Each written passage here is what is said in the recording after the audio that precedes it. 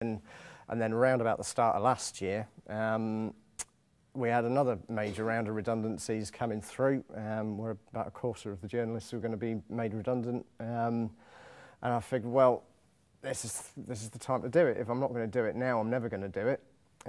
So I volunteered for redundancy. I've been there for 6 or 7 years, so I came out with a nice cheque in my back pocket, and that was enough to keep me going for the first sort of 6-9 months and all that. And so yeah, started it off and just really motored on from April when I left the paper, and end of June I had it up and running.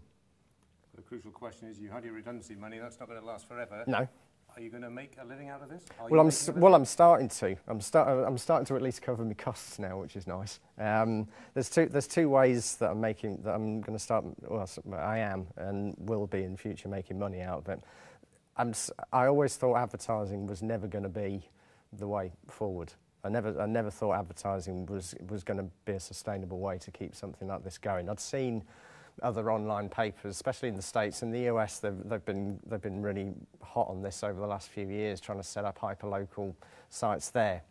And there's a number of examples where, for example, in Seattle, they set up an all-singing, all-dancing online newspaper there.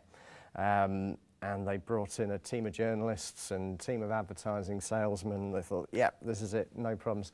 9 months after they opened up, they had to close it down because they suddenly realised, hang on, we're not making £1 million a year just to cover our costs and all that, you know. So it was, that was all, and it failed because it was run on, it was a traditional media, it was a traditional business model. They were trying to bring in advertising to cover it, and the advertisers weren't prepared to put the same kind of money in online as they were on a newspaper. So yeah, so I decided you had to think of something new for this. And when I was talking to businesses in the city, when I was coming up with my business plan, the one thing that really struck out more than anything else is that businesses don't really want to advertise anymore. They see it as not as a waste of money, but as a very expensive and very what's the word?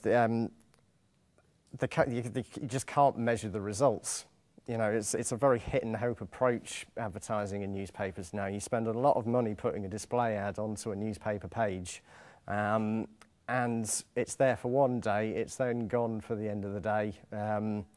And you've absolutely no idea whether it's actually making any impact on the people who are actually looking at that advert.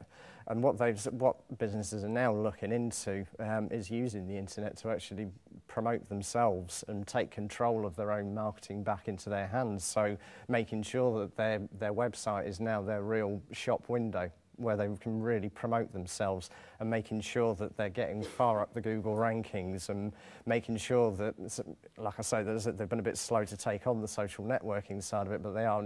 2010 really is going to be a year where businesses really start taking on the likes of Facebook and Twitter and using it to their advantage, because it's all low-cost, direct ways of getting in touch with the people that they actually want to speak to. And they can measure that kind of result back as well, and it's all about them taking control of their marketing budgets now. So I decided, it seemed to me that traditional business models for media were all very passive and lazy, really. You know, it was just a case of, come on, give us a load of money, we'll stick your ad in, good luck, all the best to you and all that, you know. Whereas, so I decided to turn it around and say, well, look, no, that's not what people want, to start making these tools and these technologies work for them. So I set myself up and started learning furiously how to design websites for people that were low cost but gave them control as to being able to put content up for themselves. Started learning how to the dark arts of search engine optimization. Started learning how to use Facebook and Twitter in different kinds of ways to really allow businesses to engage with their audiences, you know, and then showing them how to do it themselves, you know. So the digital marketing side, I think, is a really more proactive way of getting out there, and it's kind of actually like turning a media company more into a PR agency in a sense, you know. So you're actually working for them and actually asking them what they want, and then going out and using the tools that will actually make that happen. So that's what I think is where the big money is going to be made for me, and it's starting to come through now. I'm getting web design jobs and all that, you know, and building in sort of SEO kind of sort of skills into that, and showing them how they can publish their own material.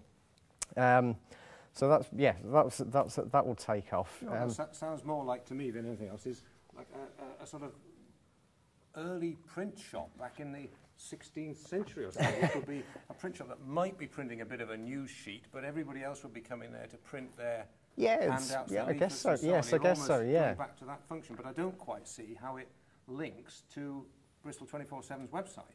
Well, there's that. There's also opportunities to advertise and sponsor the site as well. So, for example, a sponsorship package could include 25% off a website build or that sort of thing, you know. But you know, it's again, it's linked because I'm offering businesses a way to promote themselves, which is exactly what an old media company has always done in the past, whether it's commercial TV or commercial newspapers.